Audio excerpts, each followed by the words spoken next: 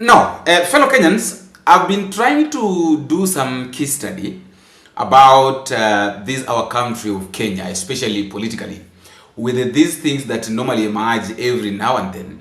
Like after some times you hear that something is happening or something has happened. When you hear a very crucial thing happening, know that there is something that maybe the government wants to cover up. And for them to cover up, or maybe for them not to make it happen, they have to look for another thing which can cause destruction. I'm saying this because we all know very well that the Finance Bill 2025-2026 is just around the corner, and I think probably by next week, if I'm not wrong, next week it will go to the Parliament for the first hearing, the second hearing, and then the third. So what is happening is this death of Alfred Ojwang. This is what is going to happen, and you'll come to confirm with me here in the comment section here on this channel that what the government is going to do. The government is going to make sure that Eliud Langat, that is the deputy IG, resigns. Or if he is not going to resign, he will be fired. But most probably, he will be told, this is what is going to be told. He is going to be told to step aside for the investigation to take place. Because, okay, they'll give an excuse that Kenyans don't trust him in office. So they are going to tell him to give room for the government to do investigation because he is still guilty. We all know, and right now there is nothing, no one can convince us otherwise, that Eliud Langat is not guilty of the killing of Alfred Ojwang, because according to the autopsy, it's saying that this man was beaten. This man was brutally hit, and then it's like alikuwa ananyongwa. That is what the autopsy is saying, that this person alikuwa alinyongwa. You see, so he was killed. He did not kill himself. I'm called Dr. Bernard Midia. I'm a forensic pathologist working here in Kenya. We know why we were here and what has been happening, and we met here to conduct an autopsy. We met here to conduct an autopsy on the late. We were 5 pathologists here, with myself as the lead pathologist, and all parties were represented in the process, including IPOA, other human rights organizations, Kenya National High Commission of Human Rights, Kenya Commission on Human Rights, in the Independent Medical Legal Organization, and all important, all interested parties. The family is also here. Now, we are in concurrence with regards to what happened as the cause of death for the late Albert Ojwang.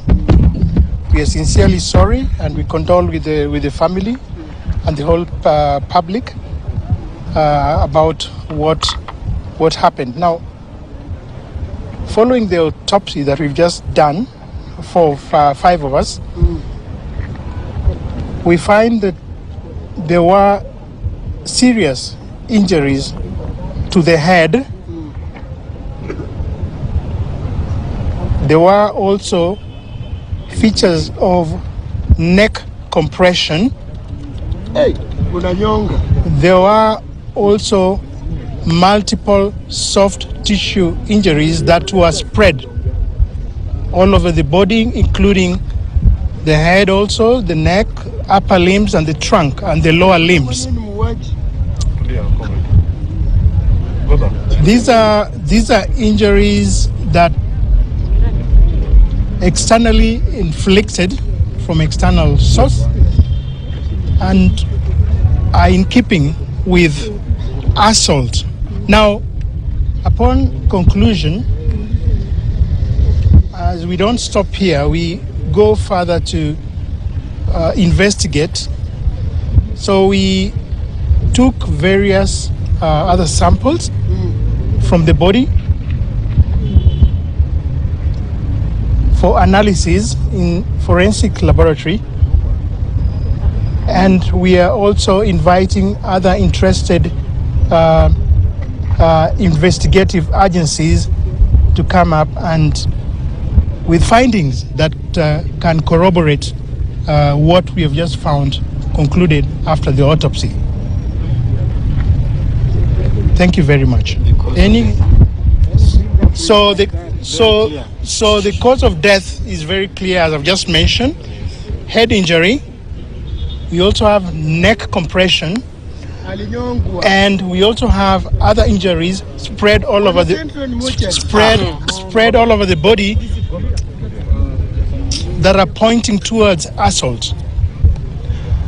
And as I've just mentioned, we've taken specimens, and other investigative agencies are going to assist in getting other pieces of evidence which, pieced up together, will help in corroborating what we've just found. That's what we found. So if you have any questions, then I can be free to answer what I can. Thank you. Are you able to tell for how long did we endure this torture? Are you able to tell from what we did? Are you able to tell for how long did it take? Well, it's arguable about whether it's sequential, but the time span, it's within a short time. It could be same time, it could be within 1 day, 2 days, or several days, but it's difficult to tell and date them, temporally, as in times of space. A follow-up question. As an expert, I know the police gave some unreasonable reason as to why Ojwang died, saying he hit his head on the wall. As an expert and having examined the body, if that were to be the case, what signs would have been consistent with hitting one's head on the wall, and that the signs you've seen today completely dismiss that particular narrative?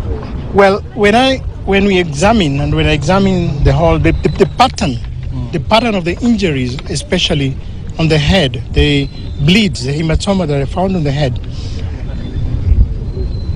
hitting against a blunt surface, a wall, would have a particular pattern, a frontal bleeds. But the bleeds that we found on the scalp, on the skin of the head, was partially spread on all aspects, including the face, the sides of the head, and also the back of the head.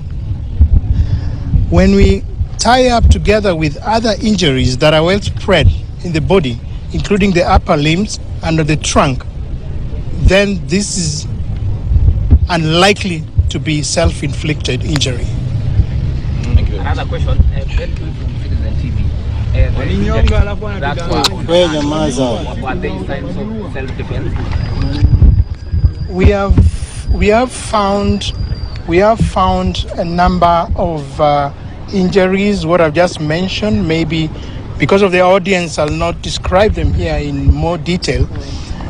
Please do. But what I would generally state is that there were signs of struggle within that. There were signs of struggle generally for consumption, but they are well described in the report that we'll deliver for consumption for investigative purposes. Yes. Thank you. One last one. I know brief the family. Is the family satisfied? Yes, we have all of us. We were 5 pathologists, and often we invite pathologists to represent different parties that are interested in this, and the family is well represented, and we are in agreement as to what I'm speaking here now. We're in concurrence, that's so to speak. Yes. So this is what the government is going to do. They're going to tell Eliud Langat that please, you resign or step aside. We do just the same way. Remember what happened with the Kome, with IG Kome. Kome was told to resign and he resigned. Right now, I don't know where he is right now.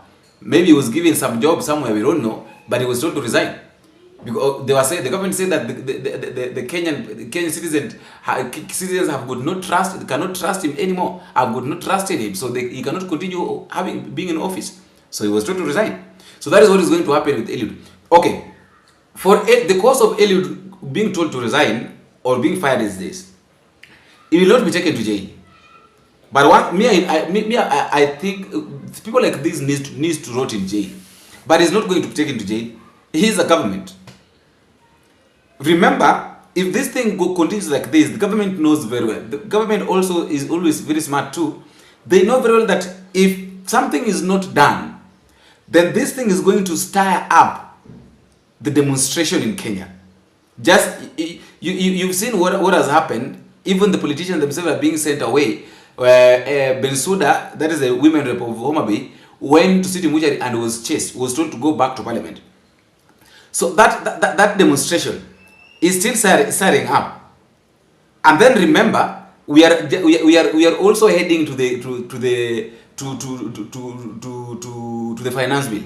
So if these things connect, remember Kenyans warned William Samoei Ruto about the finance bill 2025 that he should not do a mistake. If he does a mistake, then a lot of things are going to happen. It's going to mess up.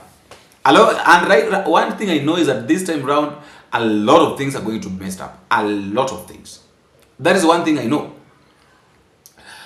Raila Odinga and William Samoei Ruto's friendship I'm saying might also come to an abrupt end.